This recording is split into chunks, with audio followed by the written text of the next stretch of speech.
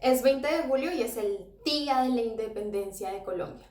Aunque dejémonos de pendejadas, si nos tocara explicar con una metáfora nuestra independencia, seríamos más como el hijo bombril de la casa, como quien dice, independientes así, lo que se dice independientes. Mijito, tú has crecido en esta casa. Aquí están todos tus jugueticos, tu bicicleta, tu balón, tus patines.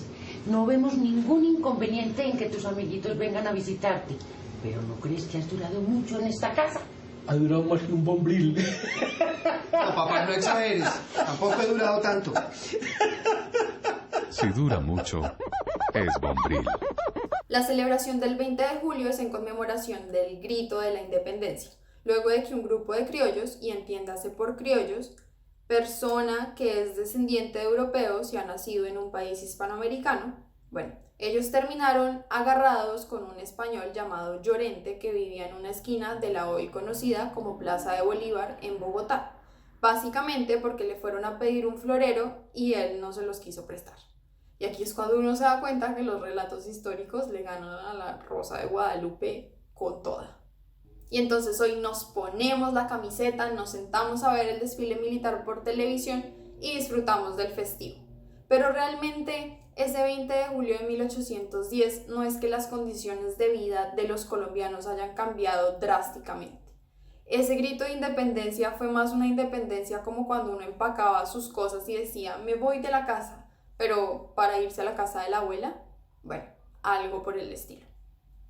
Realmente solo desde el 8 de mayo de 1873, el Congreso de lo que entonces se conocía como Estados Unidos de Colombia decretó que el 20 de julio se celebraría como el gran día de la proclamación de la independencia de nuestro país. Es decir, pasaron 63 años entre el grito y que realmente nosotros lo reconociéramos y lo empezáramos a celebrar como el grito de independencia. Pero, ¿por qué?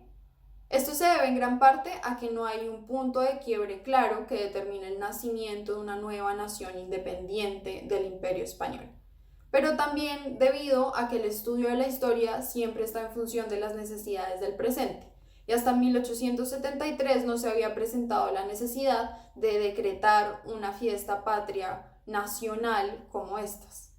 Entonces empecemos explicando el primer punto. Durante esos primeros 63 años no se celebró la independencia el 20 de julio porque este fue un proceso que tomó tiempo en concretarse, no fue algo que se lograra en un solo día. Se podría decir que todo empezó en 1808, cuando Napoleón invadió España y tomó como prisionero al rey.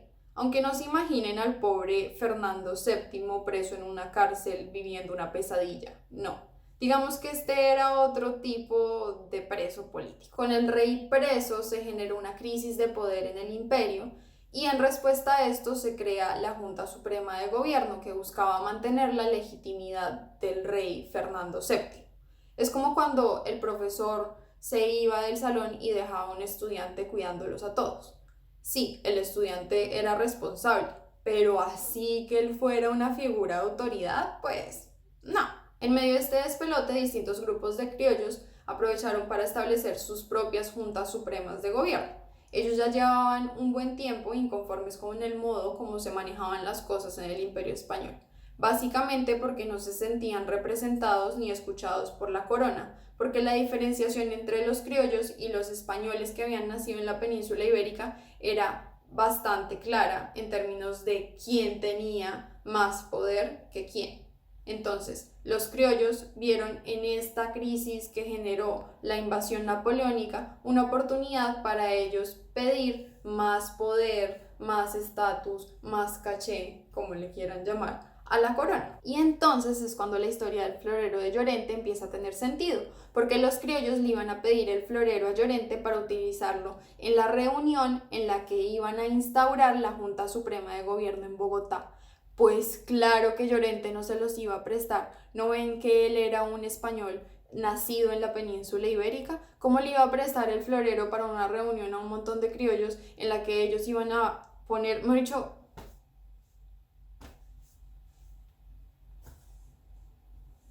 esos criollos que hoy conocemos como los próceres de la patria? no necesariamente estaban pensando en crear una sociedad nueva radicalmente distinta a la de la monarquía española. Ellos querían era más poder, que se les reconociese como una élite política en América y que pudiesen hablar de tú a tú con los españoles nacidos en la península ibérica. Entonces, si ustedes son de los que dicen, ay, es que eso todo es culpa de los españoles porque nos invadieron y nos saquearon y, pues no sé, porque si lo pensamos bien, la élite política de nuestro país no es que haya cambiado mucho desde 1810, entonces pues de pronto sea culpa es de los criollos.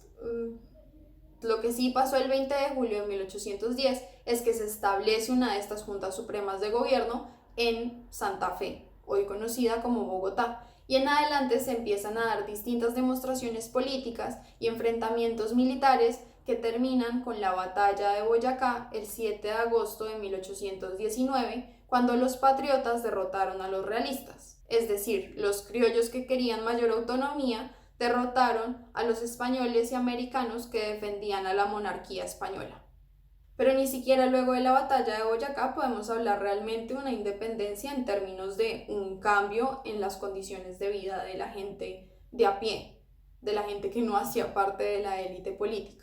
En términos prácticos, las cosas solamente empezaron a cambiar en 1851, cuando durante el mandato de José Hilario López se dio inicio a, por ejemplo, la Comisión Coreográfica, que es un aspecto súper importante porque si se va a hablar de independencia, pues primero toca precisamente conocer el territorio que se va a independizar. Uno tiene que saber de geografía para saber qué es lo que se está independizando. Pero además, durante su mandato se impulsaron cambios sociales a través de la reforma de tierras, la liberación de los esclavos, que aunque la ley de vientres libres se promulgó en 1821, su aplicación no había sido del todo exitosa. También se dieron cambios en términos de la industrialización del país y se aplicó un modelo federal de diferentes estados en vez de un solo poder central desde Bogotá. Ahora no es que vamos a salir a vandalizar las estatuas de Simón Bolívar para poner a José Hilario López por todas partes. No. Estas reformas liberales también generaron fuertes reacciones políticas en diferentes partes del territorio. Varias personas de distintos gremios no estaban de acuerdo con los cambios que se estaban dando y, por ejemplo, la disolución de los resguardos indígenas generó otro tipo de problemas sociales y económicos. También fue controversial la expulsión de los jesuitas del país, se dieron guerras civiles, en fin. Como todo, esto no es algo de blanco o negro, aquí hay bastante gris. Pero si vamos a hablar de una independencia en términos de cambios en las condiciones de vida de la gente, de pronto 1851 tendría un poco más de sentido que 1810. Entonces, ¿por qué celebramos el 20 de julio en 1810? Como les dije antes, y si se van a llevar algo al final de este video, que sea esta idea, el estudio de la historia responde a las necesidades del tiempo presente. Y aquí vamos a empezar a hablar del segundo punto. En 1873 el poder estaba en manos de una fracción política conocida como los liberales radicales, que desde el Congreso empezaron a buscar símbolos que representaran el nacimiento de una nación más laica.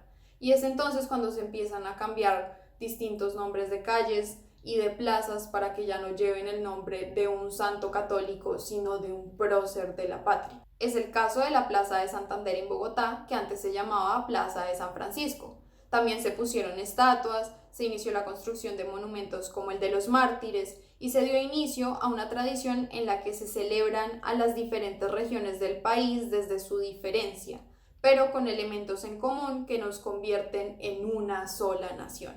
Cosa que en palabras suena súper bonito, pero que como colombianos sabemos que en la práctica es súper jodido, por no decir otra cosa. La historia, en función de las necesidades del presente, se expresó en 1873 con un decreto constitucional que nos da al 20 de julio como el día oficial del nacimiento de un pueblo libre, soberano y digno de asistir al banquete de la civilización. Ahora, si nos vamos a poner súper estrictos, tendríamos que preguntarnos al día de hoy a quién le conviene que celebremos un día como el 20 de julio. Preguntarle a la élite política por qué le sirve que celebremos un día de la unidad en medio de nuestras diferencias regionales y un día de la libertad y la soberanía en medio de nuestras profundas desigualdades. Uy, eso rimó y todo. ¿Será que soy una prócer de la patria? Bueno, a mí no me molestaría que pusieran una estatua mía en Monserrate para que todo el mundo me viera allá montada encima de los cerros bogotanos. Pero quizás es más importante preguntarnos qué tan libres, qué tan soberanos y qué tan dignos de un banquete de la civilización somos. Y hacer el ejercicio personal de preguntarnos eso a nosotros mismos. Entonces yo voy a hacer el ejercicio y ustedes, si quieren, pues lo hacen en sus casas. Entonces empecemos por la libertad. Libertad en términos de tener la oportunidad de decidir sobre la propia vida. Según nuestra Constitución, somos un Estado de Derecho en el que todos los colombianos tienen derecho a la educación.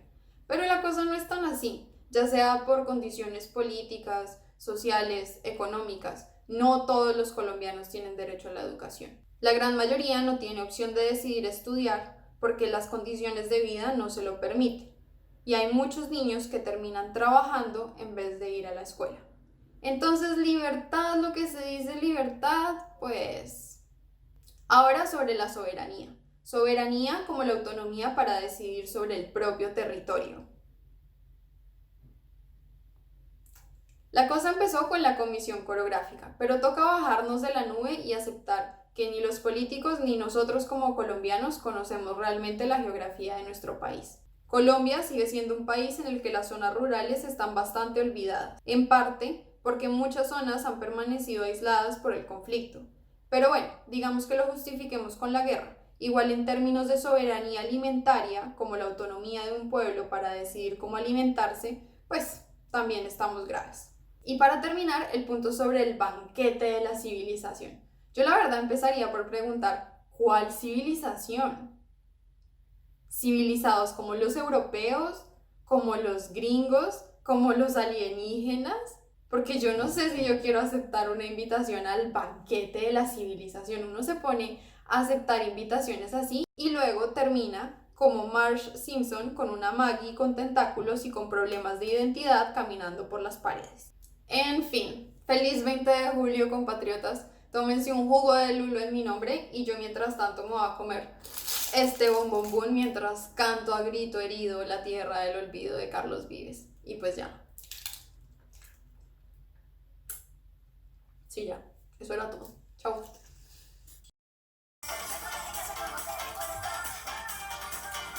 Un paraíso vivir en tu suelo.